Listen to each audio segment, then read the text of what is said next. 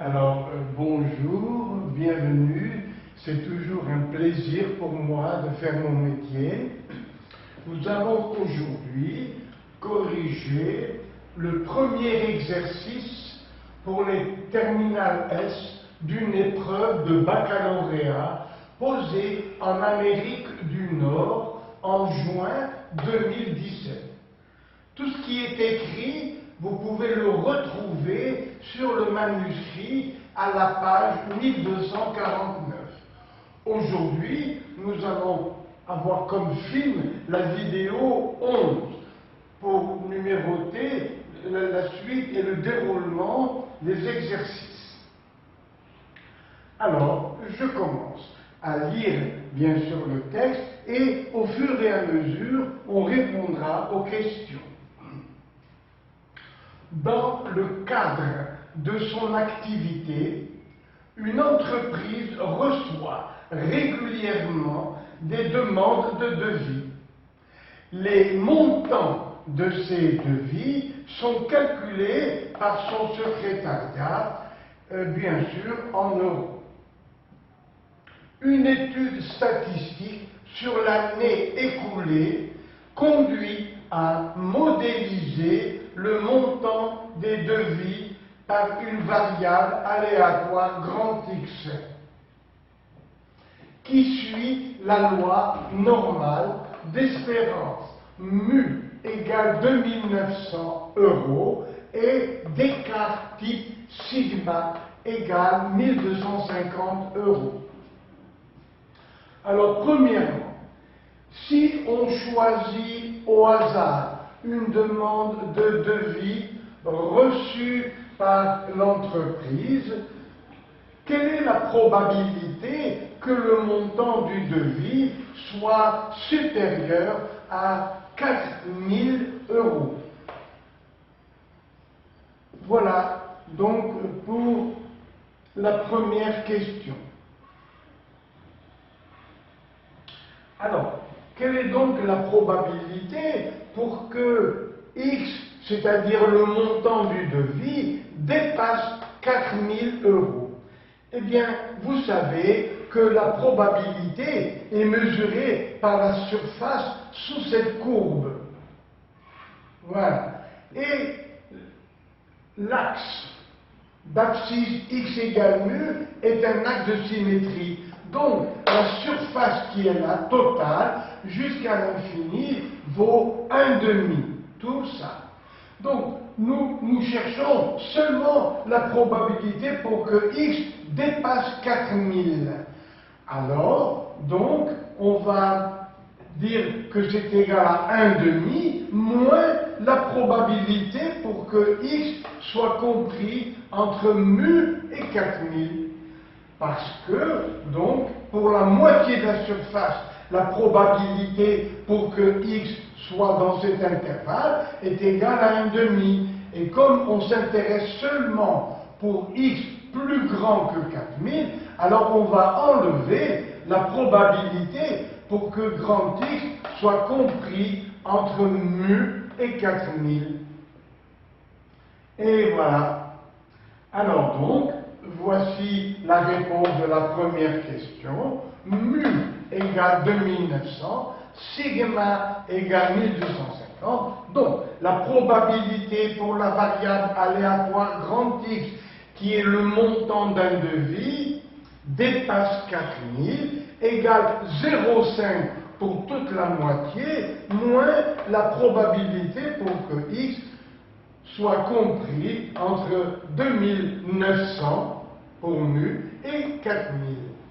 Alors, ça fait donc probabilité pour que x dépasse 4000 égale 0,5 et la calculatrice nous donne pour ce calcul 0,310. Donc, la probabilité pour que grand X dépasse 4000, on fait la différence, on trouve 0,190 ou ramené en pourcentage parce que c'est très facile, ce sera 19%. Voilà. Alors, deuxième question.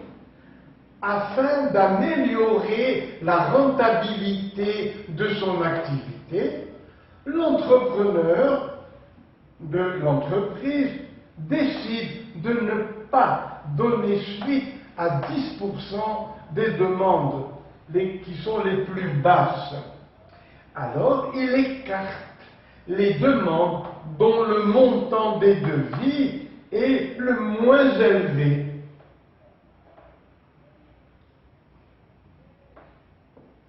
Quel doit être le montant minimum d'un devis demandé pour que celui-ci soit pris en compte? Alors, deuxième réponse à la deuxième question, soit M le minimum des demandes. Il est quelque part par là. Voilà, petit m est ici.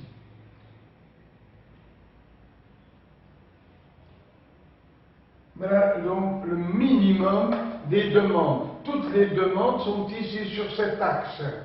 Et on va chercher, vous voyez, la probabilité pour que la variable aléatoire x soit inférieure à petit m. Et par hypothèse, on veut enlever 10%. Ça veut dire qu'on nous donne ici la probabilité, c'est-à-dire la mesure de cette surface, c'est 0,1, 10%. Le problème est inverse. On nous donne la probabilité 0,1 et on demande quel est ce minimum pour que la variable aléatoire grand X, la demande des devis, soit inférieure à m.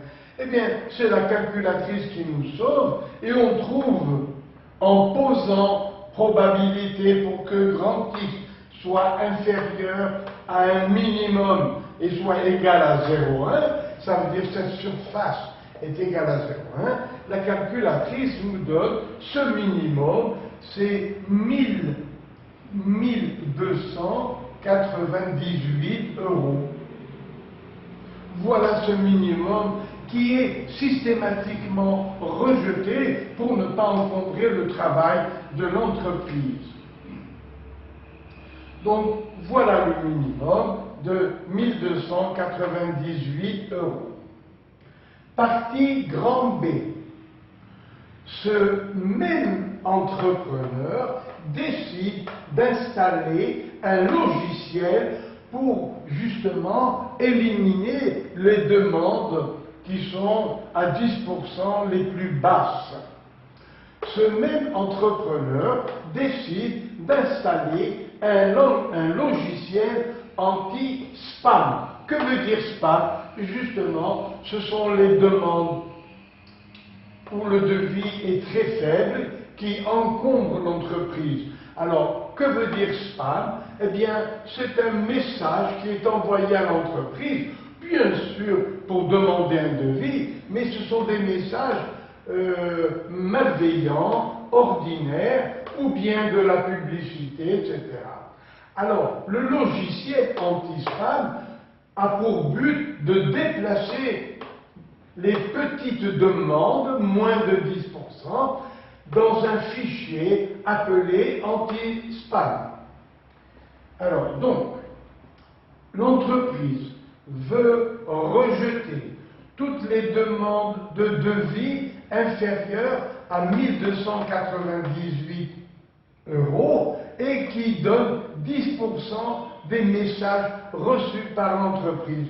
C'est un logiciel qui va être installé et qui va rejeter automatiquement tous les devis inférieurs à 1298.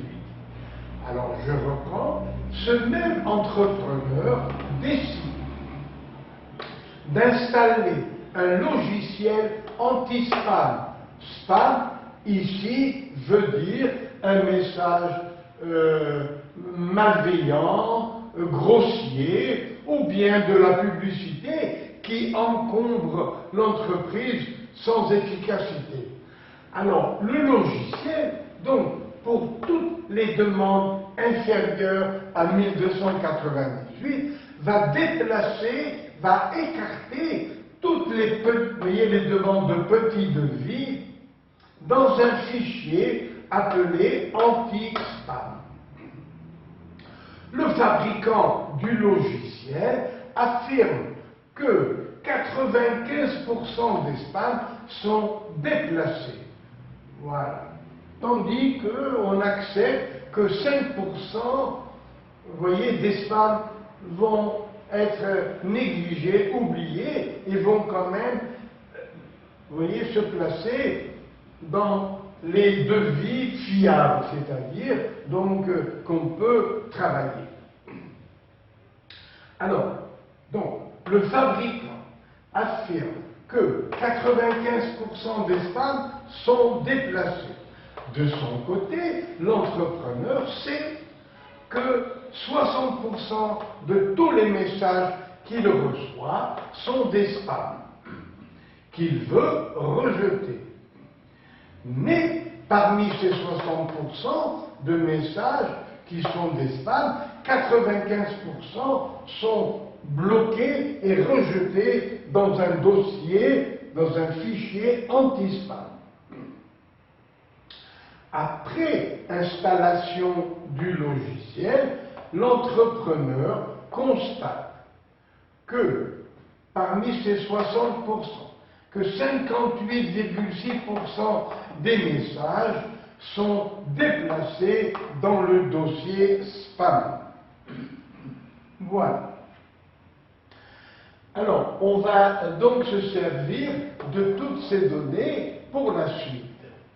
Je déplace ma caméra.